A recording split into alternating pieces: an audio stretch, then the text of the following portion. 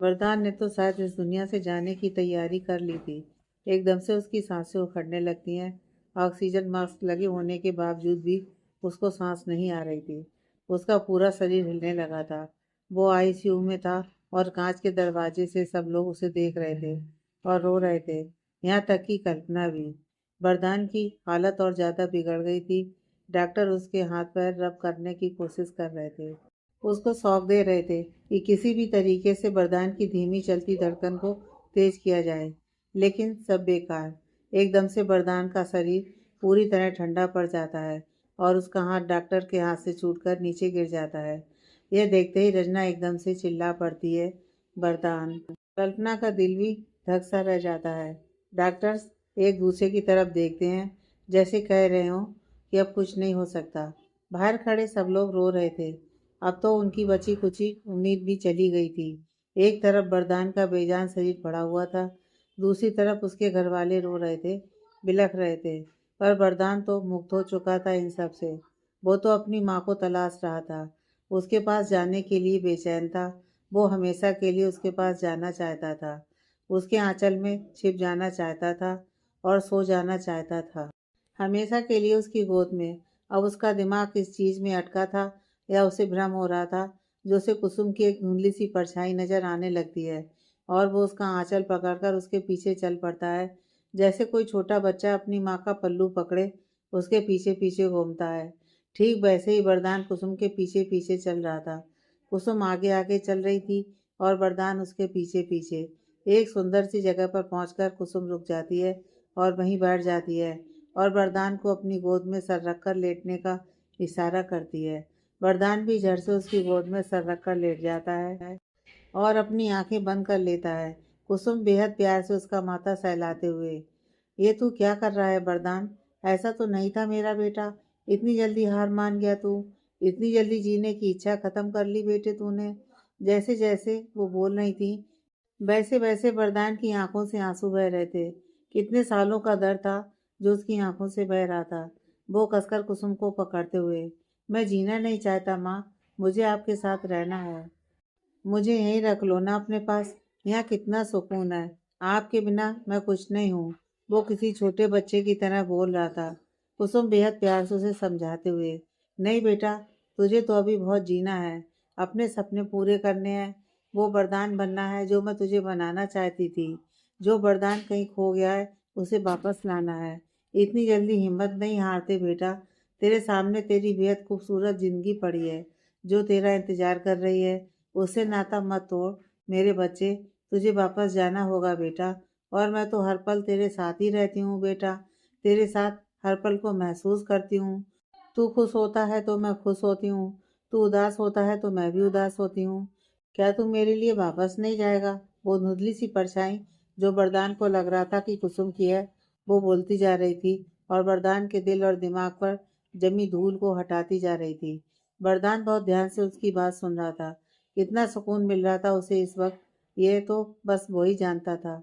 ठीक उसी वक्त एक तेज रोशनी होती है और उस धुंधली सी परछाई का चेहरा साफ हो जाता है। वरदान उसकी तरफ देखता है। वो कोई और नहीं, रंजना थी, जो उसे उसकी माँ के रूप में नजर आई थी। रंजना को देख वो एकदम से चौंक जाता है। इतना काफी था उसके बेजान शरीर में हलचल पैदा करने के लिए। उसका हाथ जो नीचे लटका हुआ था, उस हाथ की दो उंगलियां हिलती हैं, जिस पर रंजना की नजर पड़ती है और वो एकदम से चिल्ला पड़ती है, वरदान, मेरा वरदान, वो जिंदा है। डॉक्टर, उसे कुछ नहीं हुआ है। मैंने देखा उसके हाथ की उंगलियां हिली थी। आप उसे दोबारा चेक कीजिए प्लीज। वो रोती जा रही थी और बोलती जा रही थी। कल्पना भी अपनी आंसू भरी नजरों से वरदान की तरफ देखती है तो उसे भी एहसास होता है कि हाँ, सच में उसकी सांसें चल रही हैं। डॉक्टर जल्दी से उसके चेहरे पर ऑक्सीजन मास्क लगाते हैं, जल्दी से उसका इलाज शुरू करते हैं। एक बार फिर उसकी सांसें लौट आई थीं, एक बार फिर वरदान लौट आया था, लेकिन अब उसे होश कितनी देर में आएगा, ये कहना मुश्किल है। कल्पना वहीं खड़ी वरदान को देख रही थी। रचना उसके बराबर में खड़ी थी। वो एक नज़र कल्पना को देखती है और फिर उसका हाथ पकड़कर उसे दूसरी तरफ ले जाते हुए, तुमसे कुछ मांगू तो मुझे दोगी? मना तो नहीं करोगी? कल्पना हैरानी से, इस वक्त मैं आपको क्या दे सकती हूँ? दे सकती हो, तुम ही मुझे दे सकती हो। वो उसे अस्पताल में बने मंदिर में ले जाती है। मैं जानती हूँ कि तुम्हारे लिए शादी का कोई मतलब नहीं है। तुम वरदान को अपना पति नहीं मानती, इस रिश्ते को नहीं मानती, लेकिन शादी तो हुई है ना बेटा। पति है वो तुम्हारा, और पति के होते हुए उसकी पत्नी की मांग सुनी रहे, ये अच्छा शगुन नहीं है। अपने लिए ना सही, वरदान के लिए ना सही, लेकिन मेरे लिए प्लीज ये माता रानी का सिंदूर अपनी मांग में लगा लो। शायद तुम्हारे इतना करने से मेरे बच्चे की जिंदगी बच जाए। मैं हाथ जोड़ती हूँ तुम्हारे सामने। अंधविश्वास है तो अंधविश्वास ही सही, और किसी रिश्ते के लिए ना सही, इंसानियत के नाते प्लीज मेरे वरदान की जान बचा लो। वो कल्पना के सामने हाथ जोड़ते हुए ये सब बोल रही थी। कल्पना एकदम से आगे बढ़कर उसके हाथ पकड़ लेती है और उसे ऐसा करने से मना करती है। आप मुझसे बड़ी हैं, आप ऐसा करते हुए बिल्कुल भी अच्छी नहीं लगती हैं, और मैं इतनी भी कठोर नहीं हूँ जो हालात न समझूं। ये कहती हुई वो माता रानी का सिंदूर उठाती है और आज पहली बार पूरी निष्ठा से उसे अपनी मांग में भर लेती है और सच्चे दिल से भगवान से प्रार्थना करती है कि वरदान की जिंदगी बख्श दो। कम से कम उसे वरदान से माफ़ी मांगने का एक मौका तो दो। खैर, हर कोई यही प्रार्थना कर रहा था, और धीरे धीरे सबकी प्रार्थनाएं रंग लाती हैं। धीरे धीरे वरदान की सेहत में सुधार होता है। लगभग 4 घंटे बाद डॉक्टर बाहर आते हैं और सबको बताते हैं कि अब घबराने वाली कोई बात नहीं है। उसकी जान बच गई है, वो खतरे से बाहर है, लेकिन अभी उन्हें होश नहीं आया है। शायद सुबह तक उनको होश आ जाएगा। अब आप लोग घर जा सकते हैं। वरदान के साथ सिर्फ कोई एक सदस्य यहाँ पर रुक सकता है। यह सुनते ही सब लोग राहत की सांस लेते हैं और भगवान के हाथ जोड़ते हैं। रजना एकदम से, मैं रहूँगी यहाँ पर, मैं रहूँगी अपने बच्चे के पास। पास खड़ी नर्स उसे समझाते हुए, देखिए आपकी खुद की हालत बिल्कुल ठीक नहीं है। आप पिछले 3 दिन से बिल्कुल भी नहीं सोई हैं, और ना ही आपने ढंग से कुछ खाया है। आपको घर जाना चाहिए। विनोद को नर्स की बात सही लगती है। वो रन्ना से, रन्ना ये बिल्कुल सही कह रही हैं। तुम घर जाओ, मैं रुकता हूँ यहाँ पर। तभी कल्पना एकदम से, आप में से किसी को यहाँ रुकने की ज़रूरत नहीं है। वरदान के पास मैं रहूँगी। इस बार वो पूरे दिल से वो उसके साथ रुकना चाहती थी। यह सुन रजना को बेहद खुशी होती है, और वो भी यही चाहती थी कि दोनों का रिश्ता मजबूत हो। कुछ देर बाद सब चले जाते हैं। वरदान को दूसरे रूम में शिफ्ट कर दिया जाता है और कल्पना उसके पास बैठी थी। रात गहरा गई थी और उसकी आंखों में नींद नहीं थी। वो बस सुबह होने का इंतजार कर रही थी कि जल्दी से सुबह हो और वरदान को होश आए। खैर, रात गुजरती है और सवेरा होता है। वरदान के दिमाग में अभी भी वही सब घूम रहा था कि अपनी माँ के रूप में उसे कुसुम की जगह रंजना क्यों नजर आई। इन्हीं सब में उलझा वो एकदम से होश में आता है। वो हैरान था कुसुम की जगह रंजना को देखकर, पर तभी उसे दूसरा झटका लगता है जब वो अपने पास कल्पना को देखता है, जो लगभग उसके करीब होकर बैठी ही सो गई थी, और उसका हाथ वरदान के हाथ पर था। और वो इस वक्त कितनी मासूम लग रही थी, कितनी प्यारी लग रही थी, ये तो बस वरदान ही जानता था। वो अभी पूरी तरह होश में नहीं आया था। अपनी अधखुली सी आंखों से वो कल्पना का प्यारा सा चेहरा देख रहा था। धीरे धीरे वो पूरी तरह होश में आता है, और जैसे ही पूरी तरह होश में आता है तो उसे कल्पना के कई शब्द याद आ जाते हैं। आई एम श्योर कि जैसे घटिया तुम हो, ऐसी ही घटिया तुम्हारी माँ भी होंगी। कल्पना के कई शब्द किसी तीर की तरह उसके सीने में अब तक चुभ रहे थे। बस इतना काफी था वरदान को गुस्सा दिलाने के लिए, उसे पत्थर करने के लिए। पत्थर तो वो पहले से ही था, लेकिन कल्पना के आने के बाद और जिस तरीके से कभी कभी उसने वरदान का ख्याल रखा, बिल्कुल जैसे कभी उसकी माँ रखती थी, तो उस पत्थर में थोड़ा बदलाव आने लगा था। कभी किसी के न सुनने वाला वरदान एक ही बार में कल्पना की बात सुनता भी था और मानता भी था। लेकिन कल्पना की कई एक बात ने उसे फिर से पत्थर कर दिया था, और इस बार इतना सख्त पत्थर बना दिया था ना कि उसे नफरत हो गई थी कल्पना से। अगले ही पल वो बेहद गुस्से से अपना हाथ पीछे खींचता है। वो बात अलग थी कि ऐसा करते हुए उसे भयानक दर्द होता है, लेकिन उस दर्द के सामने यह दर्द कुछ भी नहीं था जो कल्पना ने उसे दिया था। इतना काफी था कल्पना को नींद से जगाने के लिए। वो एकदम से चौंक कर उठती है। वो उठकर बैठती है तो वरदान को होश में आया देखती है, जो अपने दूसरे हाथ से अपने चेहरे से ऑक्सीजन मास्क हटा रहा था। उससे बोला नहीं जा रहा था, लेकिन फिर भी वो अपनी पूरी ताकत लगाकर नर्स नर्स पुकार रहा था। तभी भागी भागी नर्स अंदर आती है। वरदान की सांस फूलने लगी थी। कल्पना उसके पास जाकर उसे संभालने की कोशिश करने लगती है, लेकिन वरदान बीच में ही बेहद गुस्से से उसकी तरफ देखता है और अपना हाथ दिखाकर उसे पीछे करते हुए, दूर दूर हो जाओ मेरी नज़रों से। इससे पहले कि मैं कुछ इससे आगे उससे बोला नहीं जा रहा था, उसकी सांस फूलने लगी थी। नर्स उसके पास जाकर उसको शांत करने की कोशिश करने लगती है। वरदान नर्स की तरफ देखता है और एकदम से, इस लड़की को बाहर करो यहाँ से, अभी के अभी। उसके अंदर जितनी ताकत बची थी वो सारी एक साथ लगाकर उसने ये वाक्य पूरा किया था। नर्स कल्पना की तरफ देखती है और आंखों ही आंखों में उसे बाहर जाने को बोलती है, क्योंकि वरदान की हालत ज़्यादा खराब हो रही थी। वरदान की हालत देखकर, उसका ये रवैया देखकर कल्पना की आंखों में आंसू आ जाते हैं, क्योंकि आज से पहले कभी वरदान ने उससे इस तरह बात नहीं की थी। बेशक वरदान ने उसके साथ ज़बरदस्ती शादी की थी, लेकिन शादी के बाद कभी बदतमीजी नहीं की थी, बल्कि कल्पना ने उसके साथ बदतमीजी की थी, उसको जलील किया था, यहाँ तक कि उसके ऊपर हाथ भी उठा दिया था। लेकिन बदले में वरदान ने कभी उसे पलटकर जवाब नहीं दिया। लेकिन आज वरदान का ये रवैया, इतनी नफरत तो उसने भी नहीं की थी वरदान से। लेकिन अभी तो यह वरदान की नफरत की शुरुआत थी। यह सबको कैसे झेलेगी कल्पना, कैसे माफ़ी मांगेगी वरदान से, और वरदान उसे माफ़ करेगा? नहीं, अभी नहीं करेगा। वो अपने आंसू छुपाते हुए बाहर चली जाती है और उसके बाहर जाते ही वरदान एकदम से शांत होकर लेट जाता है और कसकर अपनी आंखें बंद कर लेता है। पर उसके अंदर खलबली मची हुई थी।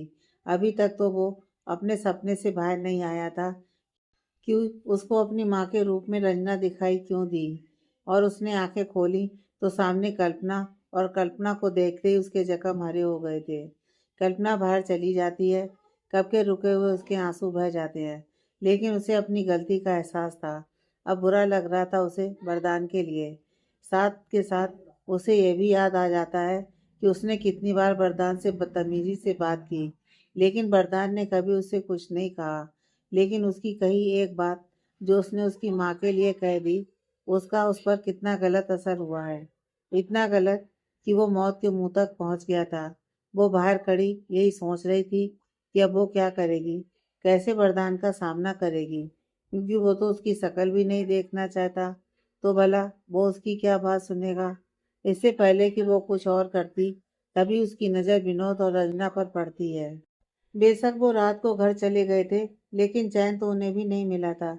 जब तक वरदान को होश नहीं आ जाता, जब तक डॉक्टर यह नहीं कह देते कि वो अब ठीक है, तब तक भला उनको कैसे चैन आ सकता था। रंजना की नज़र दूर से ही कल्पना पर जाती है और उसकी आंखों से बह रहे आंसुओं पर भी। कल्पना उनको देखती है और झट से अपनी आंखें साफ कर लेती है। रंजना उसके पास जाकर, क्या हुआ, तुम ऐसे बाहर क्यों खड़ी हो? कहीं वरदान को, कल्पना उसको शांत करते हुए, उसको होश आ गया है, नर्स अंदर है, बाकी डॉक्टर अभी आ रहे हैं। तभी डॉक्टर आते हैं और फटाफट से अंदर चले जाते हैं, और उनके पीछे पीछे रंजना और विनोद भी।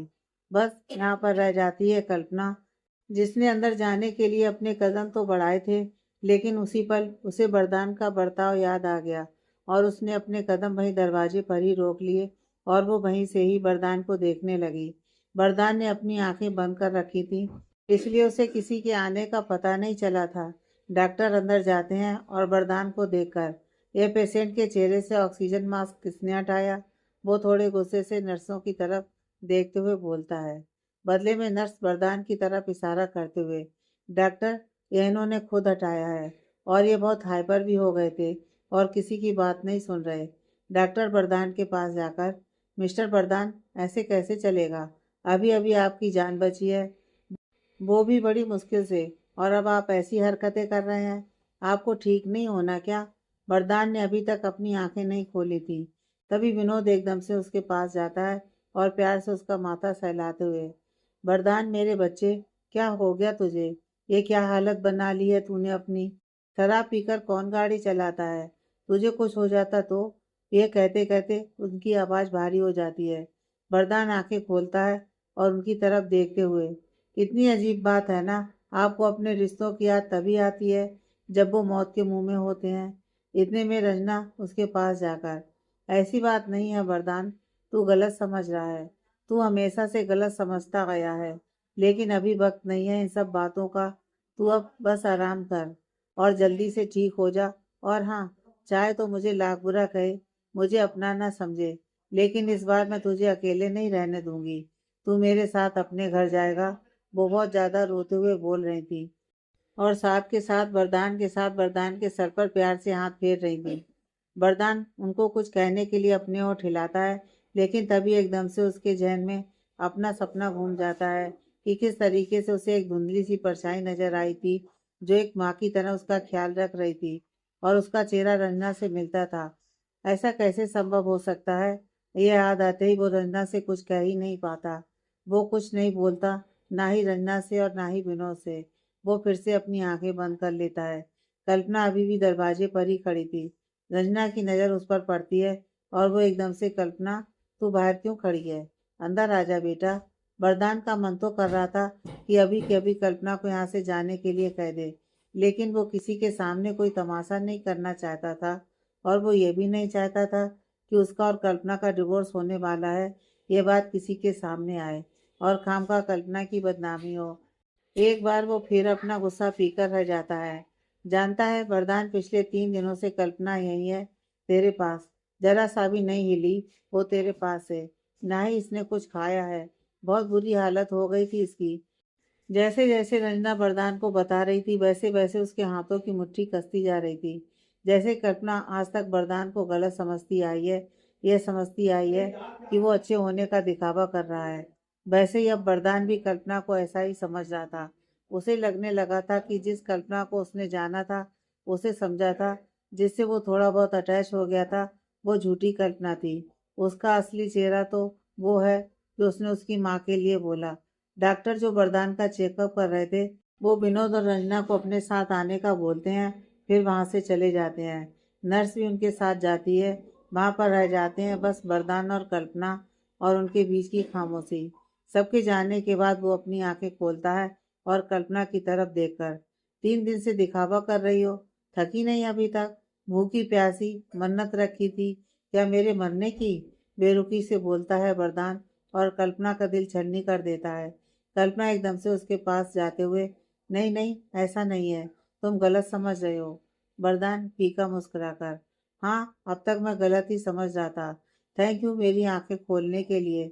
गलत मैंने तुम्हारे साथ किया था कल्पना, मेरी माँ ने नहीं। तुम्हें कोई हक नहीं है उनके खिलाफ ऐसे बोलने का। मुझे तुम 100 जूते भी मार लेती ना, तो भी मुझे बुरा नहीं लगता।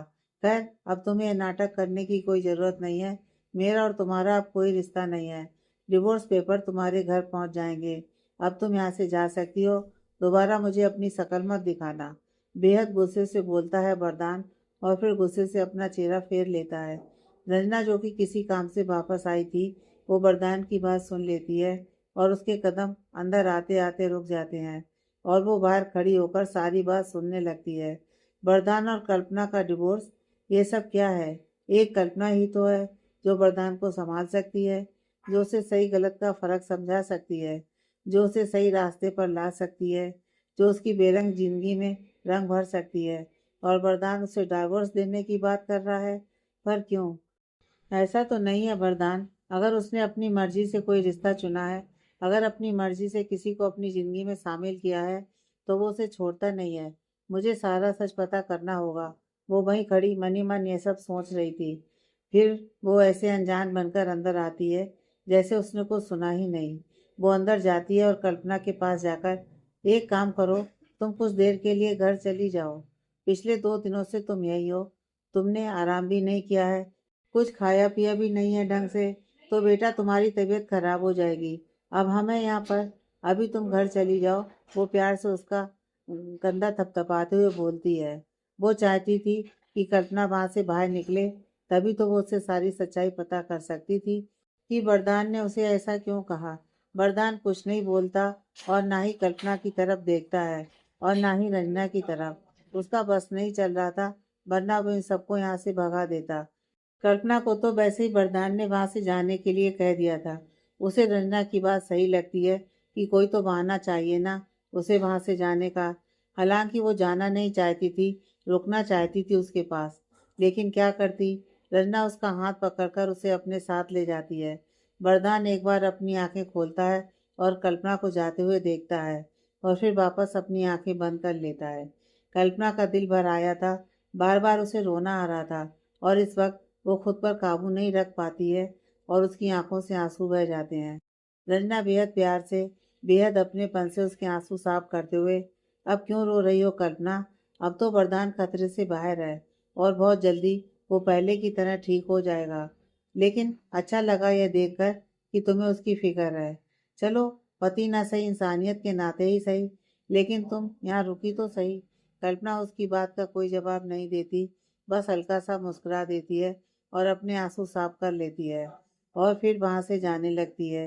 लेकिन रंजना एकदम से उसका हाथ पकड़कर, तुम्हारी और वरदान की सारी बात सुन चुकी हूँ, जो वरदान ने अभी अभी तुमसे कही थी।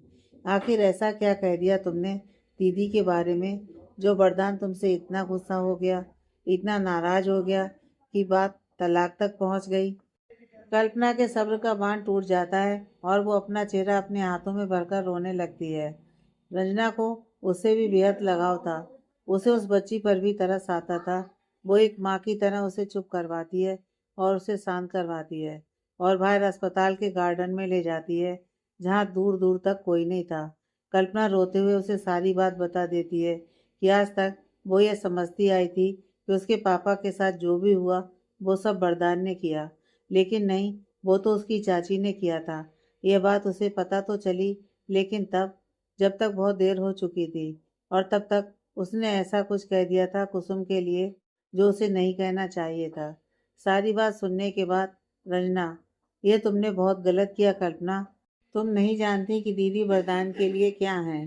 तुम्हें क्या लगता है कि वो आज अकेला है? ऐसा पत्थर क्यों हो गया है? सिर्फ और सिर्फ दीदी की वजह से, अपनी एक गलत फहमी की वजह से। ऐसा नहीं था मेरा वरदान बहुत अच्छा, बहुत प्यारा सुलझा हुआ बच्चा था, लेकिन उसे पत्थर बनाने वाली मैं हूँ। उसके पापा हैं, जो हम उस मासूम की भावनाएं समझ ही नहीं पाए। जिस वक्त उसे हम दोनों की सबसे ज़्यादा ज़रूरत थी, उस वक्त हम उसे खुद से दूर करते चले गए। कभी उसके मन के भाव समझ ही नहीं पाए। इसके बाद रंजना भी उसे सारी सच्चाई बताती है कि कैसे वरदान को गलत फहमी हो गई थी कि मेरे और विनोद के बीच नाजायज रिश्ता है और इसी वजह से कुसुम दीदी की जान गई है। और हालात उस वक्त ऐसे हो गए थे कि वरदान ने जो देखा, जो समझा, उसे वही सही लगा। ऊपर से मेरा विनोद से शादी करना उसकी गलत फहमी को और भी ज़्यादा बढ़ा गया। जिस वक्त वो मासूम बच्चा अंदर ही अंदर हमसे दूर होता जा रहा था, उस वक्त हम उसे समझाने की बजाय उसे डांटते थे।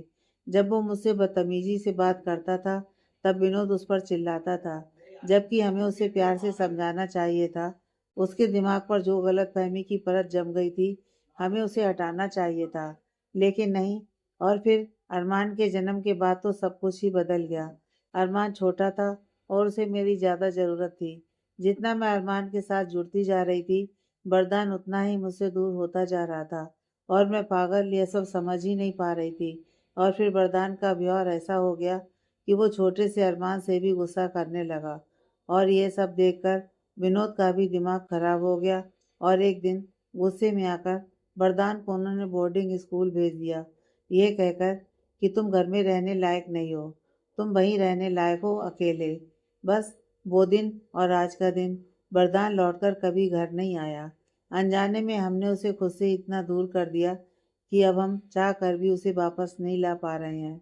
उसकी गलतफहमी दूर करने के बजाय हमने उसकी गलतफहमियों को बढ़ावा दिया और इतना दिया कि आज उसकी यह हालत हो गई है। और ऐसे में जिस माँ के लिए उसने अपना सब कुछ छोड़ दिया, अपना घर, अपना परिवार, अपने रिश्ते, तुमने उस माँ को गलत कह दिया, फिर तो उसका गुस्सा होना जायज़ है कल्पना। कल्पना जो बहुत ध्यान से उसकी बातें सुन रही थी, वो एकदम से, मैं मानती हूँ कि मेरी बहुत बड़ी गलती है, लेकिन मैं ऐसा नहीं कहना चाहती थी। मुझे भी होश नहीं रहा कि मैं गुस्से में क्या बोल रही हूँ, क्या नहीं।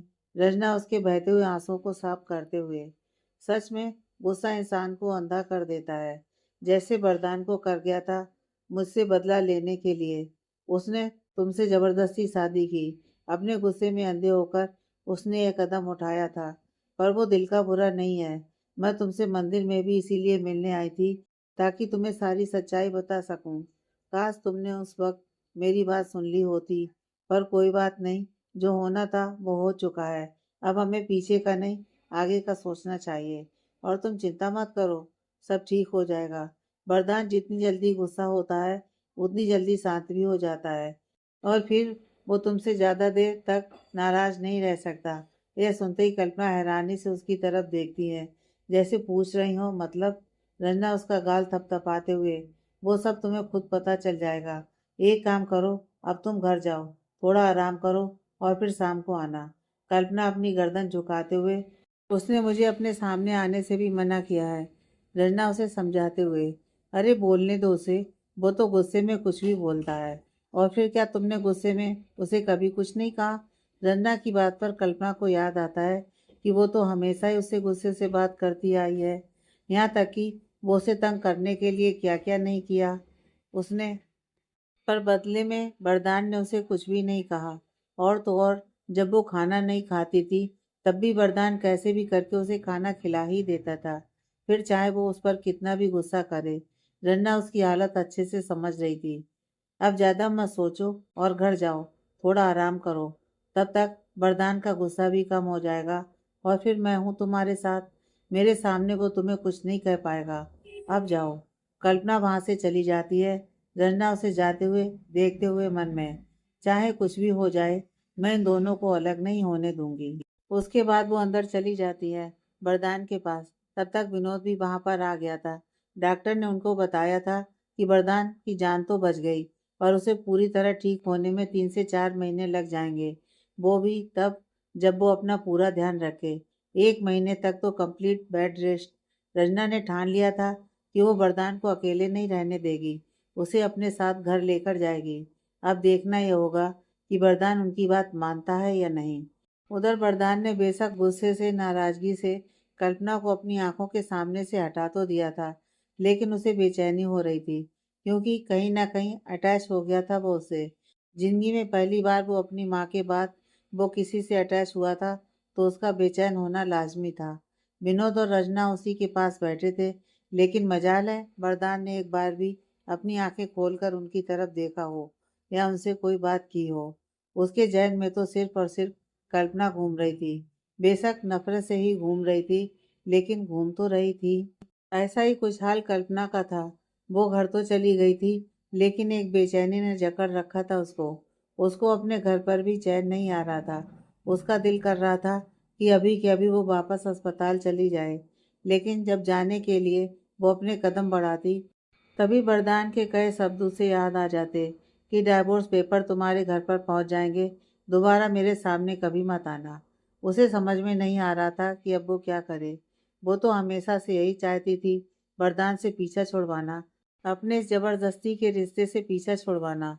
तो अब जब सच में ऐसा हो रहा है, तो उसे खुशी क्यों नहीं मिल रही?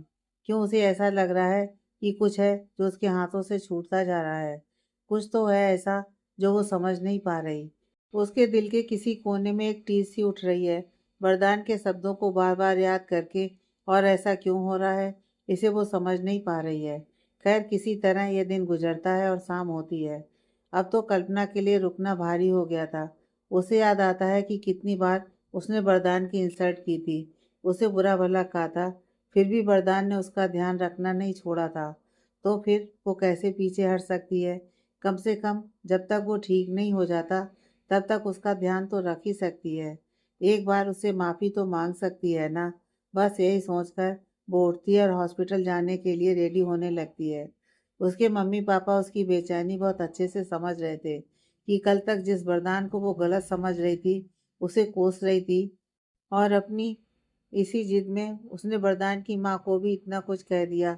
और जब सच्चाई उसके सामने आई कि वरदान की तो कोई गलती ही नहीं थी, तो उसका परेशान होना लाजमी है। उधर वरदान के एक्सीडेंट की खबर कल्पना की चाची लता को भी पता चल गई थी, और ठीक उसी वक्त उसके गंदे दिमाग में गंदे विचार आते हैं। वरदान और कल्पना के रिश्ते की सच्चाई को तो वो पहले ही जानती थी। अब उनके दिमाग में खतरनाक प्लान आया था, वो अपने बालों को उंगलियों पर घुमाते हुए। अब जाकर अच्छा मौका मिला है वरदान को पूर्वी के साथ अटैच करने का। कब से मैं ऐसे ही किसी मौके की तलाश में थी। मैं जानती हूँ कि कल्पना वरदान से बेहद नफरत करती है, तो वो उसका ध्यान कभी नहीं रखेगी, उसका ख्याल नहीं रखेगी। और ऐसे में मैं ही पूर्वी को वरदान के नज़दीक भेजूंगी। पूर्वी वरदान की केयर करेगी, तभी तो वरदान पूर्वी के साथ अटैच होगा। अब तुम देखती जाओ कल्पना, तुम्हें उस घर से वरदान को धक्के मारकर बाहर निकालता है, लेकिन अपने प्लान को अंजाम देने के लिए मुझे वरदान के पास जाना होगा और अपने साथ पूर्वी को भी लेकर जाना होगा। बस ये सोचते हुए वो पूर्वी को भी वरदान के एक्सीडेंट की खबर बताती है, जिसे सुनकर वो भी परेशान हो जाती है और उसे यह एहसास होता है कि कल्पना इस वक्त अकेली होगी, वो घबरा गई होगी, उसे हमारी ज़रूरत होगी। यह सोचकर वो अपनी माँ के साथ चल देती है। बाकी लता के इरादों के बारे में उसे दूर दूर तक कोई अंदाज़ा नहीं था। थोड़ी देर में वो दोनों हॉस्पिटल पहुंच जाती हैं और सीधा वरदान के कमरे में। वहां पर विनोद, रंजना और उसके साथ गौरव भी मौजूद था। वरदान को लता से कोई मतलब नहीं था, क्योंकि वो उसकी सच्चाई बहुत अच्छे तरीके से जानता था। हाँ, कहीं ना कहीं जिसे उसकी नज़रें तलाश कर रही थी, बस वही अभी तक नहीं आई थी। बेशक वो अपने मुंह से ना कहे, लेकिन वो कल्पना का इंतजार तो कर रहा था, पर उसके गुस्से में इस बात को मानेगा नहीं। लता विनोद और रंजना से बहुत अच्छे तरीके से बात करती है।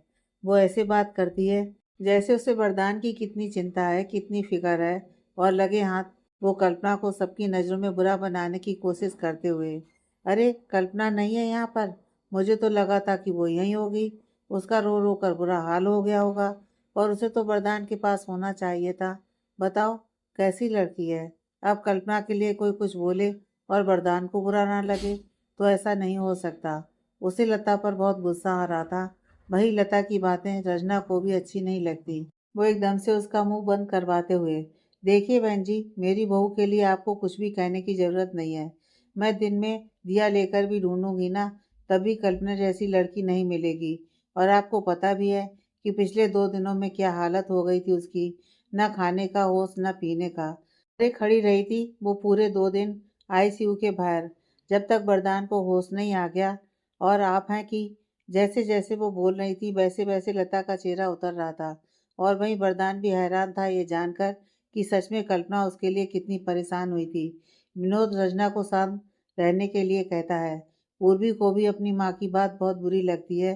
वो लता की तरफ देखती है और फिर धीरे से, माँ क्या बोल रही हैं आप? आपको तो कहीं लेकर जाना ही नहीं चाहिए। कोई कुछ और बोलता उससे पहले ही वरदान की आवाज़ सबके कान में पड़ती है। वो गौरव को अपने पास बुलाते हुए, गौरव, गौरव झट से उसके पास जाते हुए, जी सर। वरदान ने एकदम से, मुझे घर जाना है, आज और अभी के अभी। जाओ, जाकर जो फॉर्मेलिटी है वो पूरी करो। यह सुनते ही रंजना एकदम से, तू पागल हो गया है वरदान, हालत देख अपनी, तू अभी कहीं नहीं जा सकता। वो उसकी चिंता करते हुए बोलती हैं। इससे पहले कि गौरव कुछ बोलता या वहां से बाहर जाता, वरदान फिर से, सुना नहीं गौरव तुमने? मैंने बोला मुझे घर जाना है, राइट नाउ। इस बार वो गुस्से से उसकी तरफ देखते हुए बोलता है। बदले में गौरव झट से वहां से बाहर चला जाता है।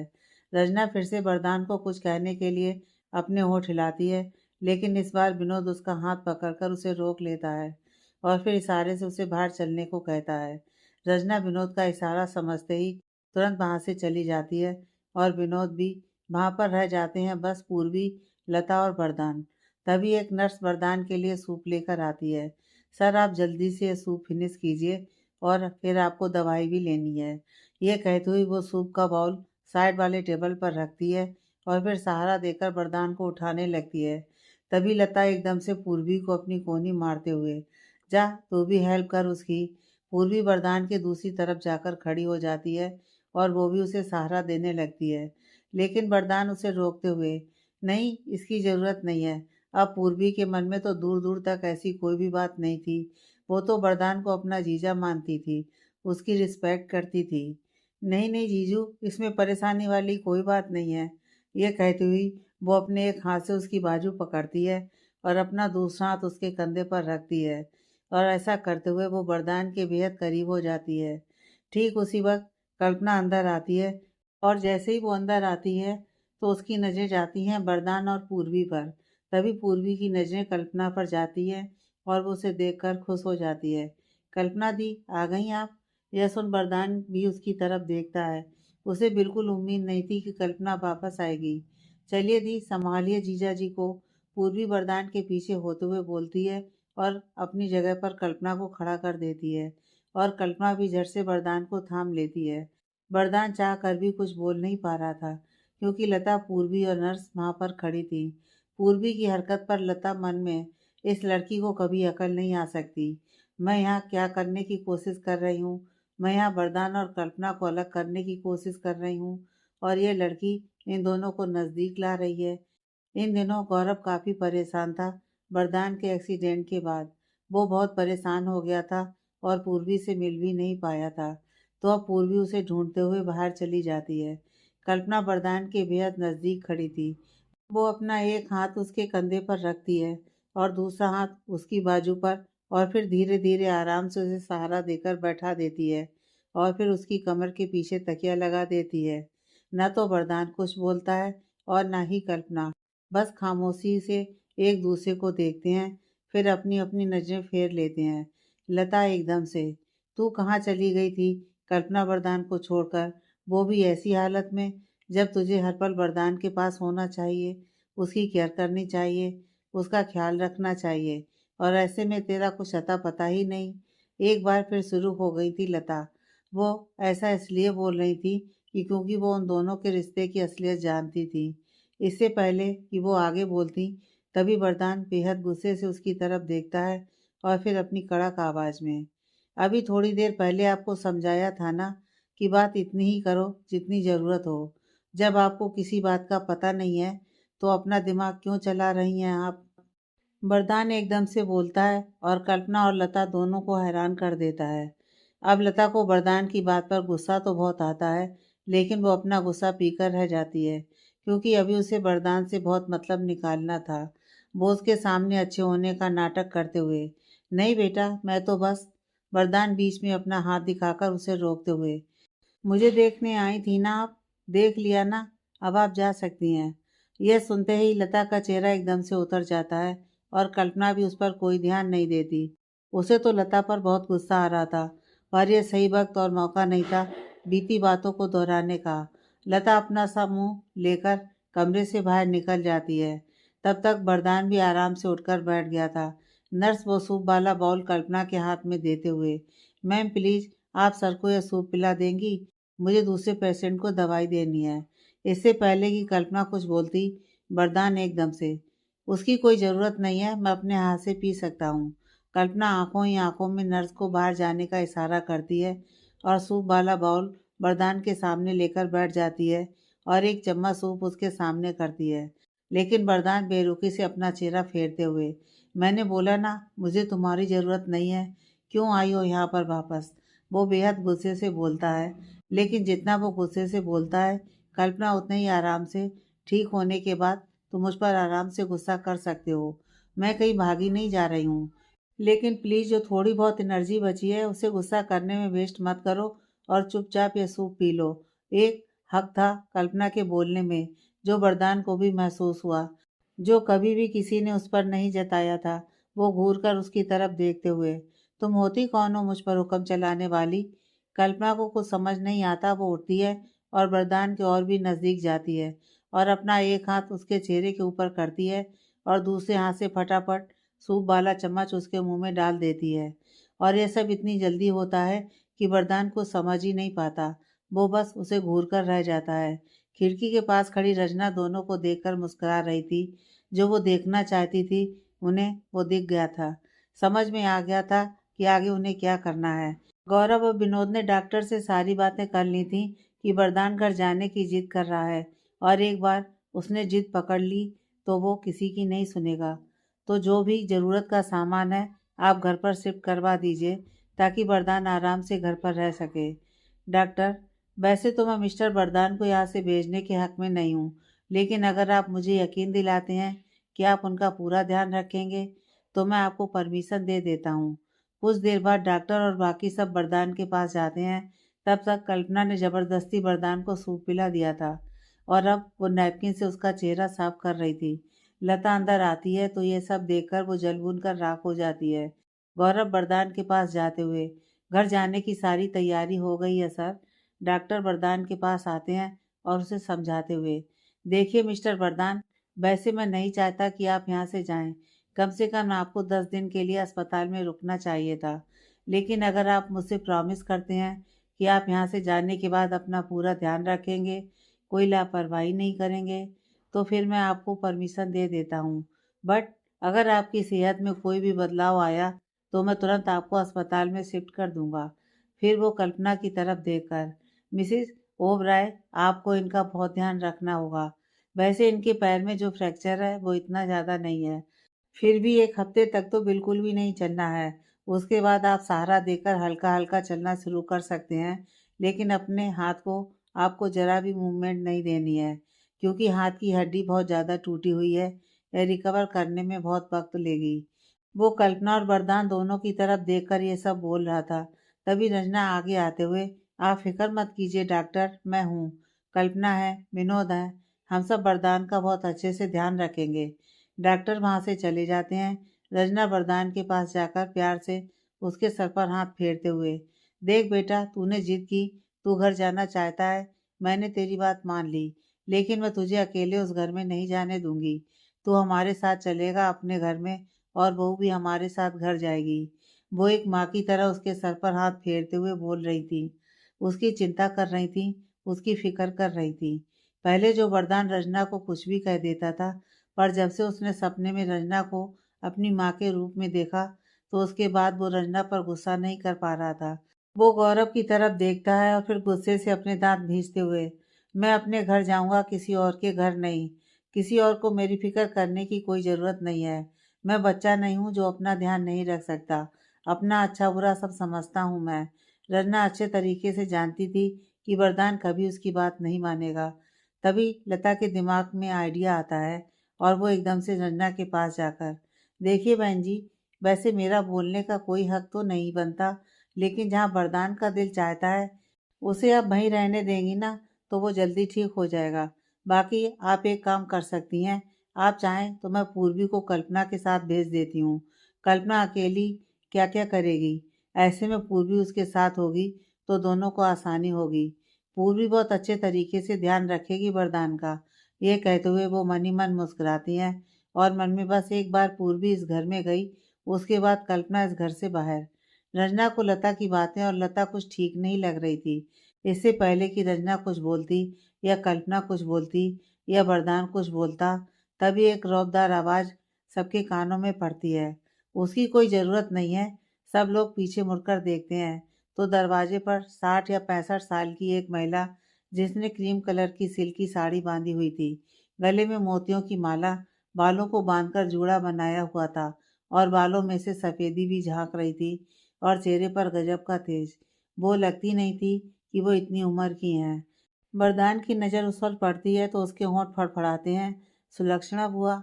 दरअसल ये महिला विनोद की बुआ थी, लेकिन वरदान भी इनको बुआ ही कहता था और किसी में इतना दम नहीं था जो सुलक्षणा की किसी बात को काट सके या टाल सके, और वरदान में तो बिल्कुल भी नहीं।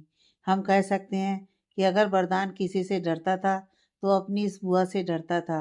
विनोद एकदम से, "सुलक्षणा बुआ।" सुलक्षणा एक एक कदम चलती हुई अंदर आती हैं और सीधा लता के सामने जाकर खड़ी होते हुए, "अच्छा लगा ये देखकर कि आपको वरदान की इतनी फिक्र है, लेकिन जवान बेटी अपने घर में ही अच्छी लगती है और वरदान की फिक्र करने के लिए बहुत लोग हैं उसके साथ। आपको इतना परेशान होने की कोई ज़रूरत नहीं है।" भले ही वो शालीनता के साथ मुस्कुराते हुए बोल रही थी, लेकिन उनके शब्दों के पीछे ताने लता को साफ महसूस हो रहे थे। लता का प्लान शुरू होने से पहले ही फेल हो गया था। रंजना मन ही मन खुश होते हुए, अब तो वरदान चाह कर भी कल्पना को खुद से दूर नहीं कर सकता। "मैंने बुआ जी को बुलाया ही इसलिए है। मैं जानती थी वरदान कि तू कभी मेरे साथ घर नहीं चलेगा, इसलिए मैंने पहले इंतजाम कर दिया था।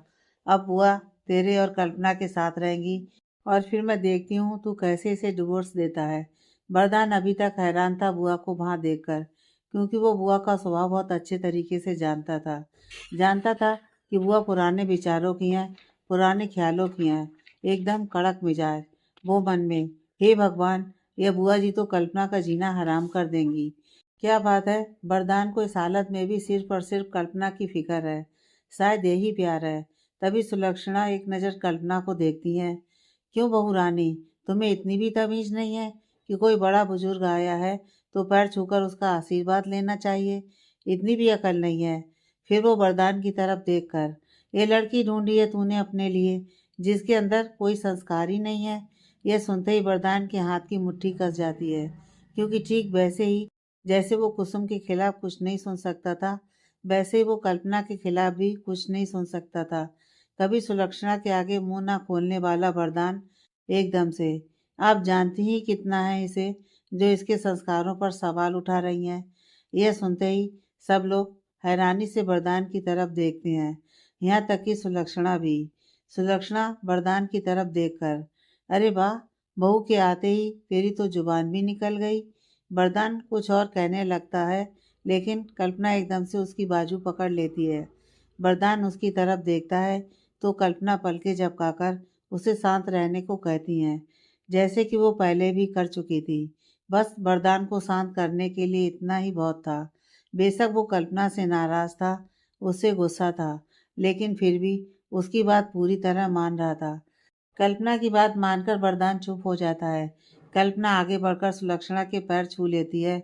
बदले में सुलक्षणा उसके सर पर हाथ रखते हुए, सदा सुहागन रहो, बेरुखी से बोलती हैं वो। उसे देखकर वरदान का मूड वैसे ही खराब हो गया था। वो गुस्से से गौरव की तरफ देखकर, मैंने बोला था मुझे घर जाना है, उसका इंतजाम हुआ कि नहीं हुआ? तभी डॉक्टर अंदर आते हैं। सारा इंतजाम हो गया है मिस्टर ओबराय, हम बस आपको घर शिफ्ट कर रहे हैं, आप बस चेंज कर लीजिए। गौरव आगे बढ़कर, मैं सर की हेल्प कर दूंगा चेंज करने में। तभी सुलक्षणा उसे घूरते हुए, क्यों भाई, तू क्यों मदद करेगा? उसकी बीवी खड़ी है ना यहाँ पर, वो संभालेगी उसे, वो उसकी हेल्प करेगी कपड़े चेंज करने में। यह सुनते ही वरदान की आंखें हैरानी से फैल जाती हैं, और साथ के साथ कल्पना की भी। दोनों हैरानी से एक दूसरे की तरफ देखते हैं। इससे पहले कि वरदान कुछ बोलता, सुलक्षणा कल्पना से, तुम ही इसकी मदद करोगी, इतना कहकर वो कमरे से बाहर निकलते हुए, चलिए सब बाहर चलिए। वो कमरे से बाहर निकल जाती हैं और उसके पीछे बाकी सब भी। गौरव भी कमरे से बाहर निकलने लगता है। कल्पना अभी भी वरदान की तरफ देख रही थी।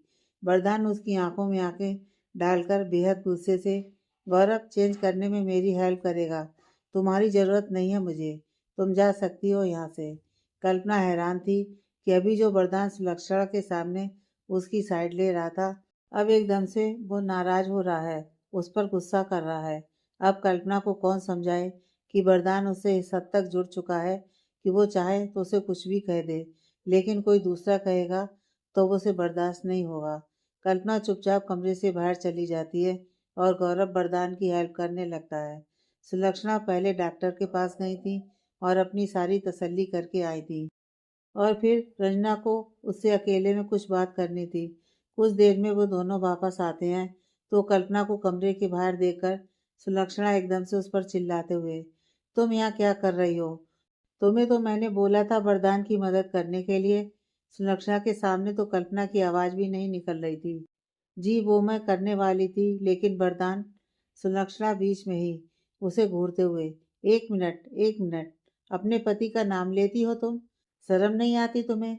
वो बहुत जोर से बोल रही थी कि यहाँ तक कि उसकी आवाज़ अंदर वरदान के कानों तक पहुँच रही थी और उसके गुस्से को बढ़ावा दे रही थी। वो मन ही मन कुढ़ते हुए, पता नहीं इनको किसने बुला लिया यहाँ पर। सुलक्षणा आगे बोलना जारी रखते हुए, देखो बहू रानी, मेरे पीठ पीछे तुम वरदान को जो कुछ बुलाती हो बुलाती रहना, लेकिन अगर मैं यहाँ हूँ तुम्हारे मुंह से मैं वरदान का नाम सुन ना लूँ। कल्पना धीरे से, जी मैं ध्यान रखूंगी। सुलक्षणा फिर से, और बाहर क्यों खड़ी हो तुम? वरदान की मदद क्यों नहीं कर रही हो? इतने में गौरव वरदान को व्हील चेयर पर बिठाकर बाहर ले आता है और वरदान ने एकदम से सुलक्षणा को घूरते हुए, क्योंकि मैंने मना किया है उसे। सुलक्षणा भी घूर कर उसकी तरफ देखते हुए, क्या मैं पूछ सकती हूँ कि किस वजह से तूने मना किया इसे? हाँ, क्योंकि उसे आदत नहीं है इन सब की। वो ये सब करेगी तो उसे परेशानी होगी, और मैं नहीं चाहता कि कल्पना को कोई भी परेशानी हो। ये कहते हुए वो पास खड़ी कल्पना का हाथ पकड़ता है और फिर उसे अपने साथ चलने का इशारा करते हुए, चलो। कल्पना को सबके सामने इतनी शर्म आ रही थी ना कि बस, भाई, उसके मम्मी पापा ये देखकर संतुष्ट थे, खुश थे। वो नहीं चाहते थे कल्पना और वरदान का तलाक हो, और सबको पता चल गया था कि वरदान की तो कोई गलती थी ही नहीं, और जिसकी गलती थी वो थी लता। जहाँ कल्पना के मम्मी पापा उन दोनों को इस तरह देखकर खुश हो रहे थे, वहीं लता अंदर ही अंदर जल भुनकर राख हो गई थी। सुलक्षणा की वजह से उनका एक प्लान तो फ्लॉप हो गया था, लेकिन वो इतनी आसानी से चुप नहीं बैठेंगी। फिलहाल तो वो पूर्वी को लेकर वहां से चली जाती हैं। गौरव वरदान की व्हील चेयर को धक्का देते हुए आगे की तरफ बढ़ रहा था और पीछे पीछे रंजना, विनोद और सुलक्षणा चल रहे थे। रंजना और सुलक्षणा तिरछी नजरों से एक दूसरे को देखते हैं और फिर मुस्कुरा देते हैं और दोनों ही एक दूसरे को अपनी अपनी आंखें दबाकर अंगूठा दिखाते हैं, जैसे कह रहे हों कि जो वो चाहते थे वही हो रहा है। दरअसल सुलक्षणा इतनी बुरी नहीं थी जितनी वो कल्पना और वरदान के सामने बन रही थी। रंजना ने उनको उन दोनों के रिश्ते की सारी सच्चाई बता दी थी और यह भी बता दिया था कि कल्पना ही वही लड़की है जो वरदान को सही रास्ते पर ला सकती है। तभी सुलक्षणा ने वहां आने का फैसला कर लिया था कि वो दोनों के रिश्ते को सुधार कर ही रहेंगी, फिर भले ही उन दोनों की नज़रों में उसे बुरा क्यों ना बनना पड़े। वो वरदान को अच्छी तरह जानती थी, उसे समझती थी और इसलिए रंजना ने उसे बुलाया था ताकि वो दोनों के साथ उनके घर पर रहे। गौरव बड़े आराम से वरदान को उसकी गाड़ी में बिठा देता है। ड्राइवर आगे सीट पर बैठा था, कल्पना भी वरदान के साथ बैठ जाती है। गौरव आगे गाड़ी में बैठने लगता है, लेकिन तभी सुलक्षणा एकदम से, तू इन दोनों के साथ कहाँ जा रहा है? कभी तो इनको अकेला छोड़ा कर, तू मेरे साथ दूसरी गाड़ी में चल। फिर वो कल्पना की तरफ देखकर, सुनो बहू रानी, घर जाकर आराम फरमाने मत लग जाना। वरदान को टाइम से दवाई देनी है, उसके लिए कुछ हल्का बना देना। वो बहुत बेरुखी से बोलती हैं। वरदान एकदम से उनकी तरफ देखकर, आपको परेशानी क्या है बुआ जी? जब से आई हैं तब से इसके पीछे पड़ी हैं। नौकर नहीं है मेरी जो मेरे आगे पीछे घूमेगी। बीवी तो है ना, और बीवी का फर्ज होता है अपने पति का ध्यान रखना। और वैसे भी तेरी हालत बिल्कुल भी सही नहीं है। और खबरदार वरदान, जो मेरे सामने तूने अपनी बीवी की तरफदारी की तो, एक तो मेरी मर्जी के बिना ये लड़की ले आया और ऊपर से ऐसी जिसे जरा भी अकल नहीं। अरे मेरी पसंद की लड़की से शादी करता तो खैर, क्या ही बोलूँ मैं। वरदान कुछ बोलता उससे पहले ही कल्पना एकदम से उसका हाथ पकड़ लेती है, लेकिन उसकी तरफ देखती नहीं है। वरदान गुस्से से अपना चेहरा फेरते हुए, चलो ड्राइवर। ड्राइवर गाड़ी स्टार्ट करता है और आगे बढ़ जाता है। ना तो वरदान कुछ बोल रहा था और ना ही कल्पना। वरदान को तो बुआ की बातों पर गुस्सा आ रहा था और वहीं कल्पना यह सोच रही थी कि वरदान से कैसे माफ़ी मांगे और क्या वो माफ़ करेगा उसे। वो अभी ये सब सोच ही रही थी कि तभी वरदान ने एकदम से, स्टॉप द कार। यह सुनते ही ड्राइवर गाड़ी साइड में रोक देता है। कल्पना वरदान की तरफ देखती है, जैसे पूछ रही हो कि क्या हुआ। वरदान उसकी तरफ देखे बिना, तुम्हें मेरे साथ आने की या मेरे घर में रहने की, मेरा ध्यान रखने की, मेरी चिंता करने की, मतलब ये नाटक करने की कोई ज़रूरत नहीं है। वो सामने तुम्हारा घर है, तुम जा सकती हो। कल तक तलाक के कागज़ भी तुम्हें मिल जाएंगे। अब जाओ यहाँ से, बेरुखी से बोलता है वरदान। कल्पना अभी भी उसकी तरफ देख रही थी, जैसे यकीन करना चाह रही हो वरदान के इस रूप पर। वरदान, जो कल्पना का गाड़ी से उतरने का इंतजार कर रहा था, वो गुस्से से, आउट। आगे की कहानी नेक्स्ट पार्ट में।